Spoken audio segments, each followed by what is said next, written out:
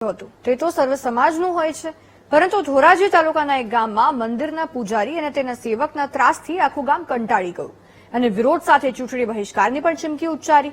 ત્યારે શું છે ગામના લોકોની માંગ, આવો જાણીએ આ રિપોર્ટમાં। કોઈ પણ પાર્ટીએ ગામમાં આવવું નહીં। ભાજપ, કોંગ્રેસ, આપ કે અન્ય કોઈ પણ પાર્ટી હોય, સુપેડી ગામમાં કોઈ પ્રવેશ કરવો નહીં। કોઈ પણ પાર્ટીએ ગામમાં આવવું નહીં। ભાજપ, કોંગ્રેસ, આપ કે અન્ય કોઈ પણ પાર્ટી હોય, સુપેડી ગામમાં કોઈ પ્રવેશ કરવો નહીં। કોઈ પણ પક્ષના નેતાએ ગામમાં પ્રવેશ કરવો નહીં, કારણ કે ગામ લોકો નારાજ છે અને આ નારાજગી પાછળનું કારણ છે ગામના જ મંદિરના મહંત અને તેના સેવકની દાદાગીરી।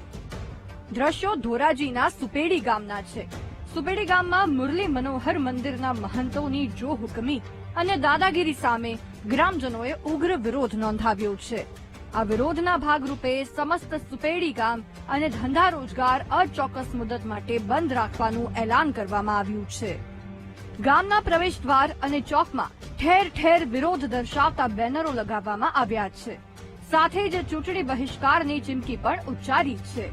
ગામ લોકો કેમ આટલા નારાજ છે, સાંભળો।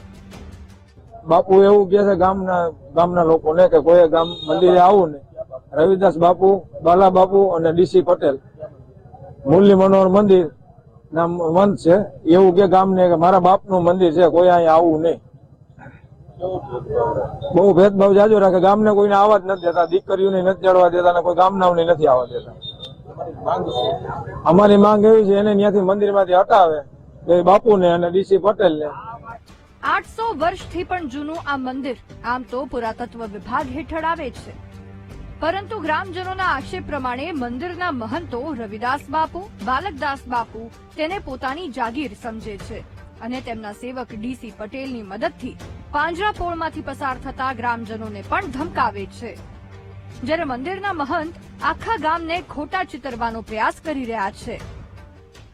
ગામની જે પરંપરાઓ હતી કે ભાઈ કોઈ માણસનું મૃત્યુ થાય તો સરાવવા માટે, શ્રાદ્ધ કર્મ કરવા માટે મંદિરે જતા, કોઈ વ્રત આવે તો બાળાઓ, કુમારિકાઓ વ્રત રહેતી હોય તો પૂજન માટે ત્યાં જતી।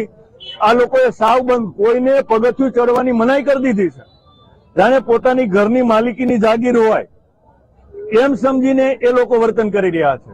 એટલે ગામનો પૂરેપૂરો રોષ એટલો છે કે આ ત્રણેયને મંદિરમાંથી કાઢવામાં આવે, સરકાર પાસે પોતાનું મંદિર પુરાતત્વ ખાતા હસ્તગત જ હતું તે પાછું એના હસ્તગત લઈ લેવામાં આવે। એ અહીંના સેવકગણ છે, તો સેવકગણ તો મંદિરને હરેક મંદિરોમાં જગત ભગત તો હોય છે, તો અમારા સંતોનું, અમારે જે સાધુ સમાજનું કામ હોય છે, અમારું ભજન કરવાનું કામ હોય છે। બાકી જે કઈ કાર્યક્રમ જે સેવકોગણ થતું હોય એમને સંતોને તો ખબર ન હોય, બિલકુલ નહીં। 18 વર્ષથી કેમ કે અહીંયા મારે બધા પરિવારો 18 જ્ઞાતિથી બધા ભોજન પ્રસાદ બંને ટાઈમ અનક્ષેત્ર હાલે છે, ત્યાં તો કોઈ મારે કોઈ ભેદ નથી, કેમ કે એના માટે કેમેરા પણ છે અને અમારો ફેસબુક લાઈવ પણ છે, એમાં બધાને માહિતી મળી શકશે। ગામ લોકોમાં આક્રોશ છે, પરંતુ મંદિરના મહંત તો કોઈ વિવાદ ન હોવાની વાત કરી રહ્યા છે। તેવામાં હવે જોવાનું એ રહેશે કે વિરોધની આગ વચ્ચે સુપેડી ગામના લોકોનો અવાજ તંત્ર સાંભળે છે કે પછી ગામ લોકો ચૂંટણીનો બહિષ્કાર કરે છે। ધ્રુવ મારું, BTV ન્યૂઝ, ધોરાજી।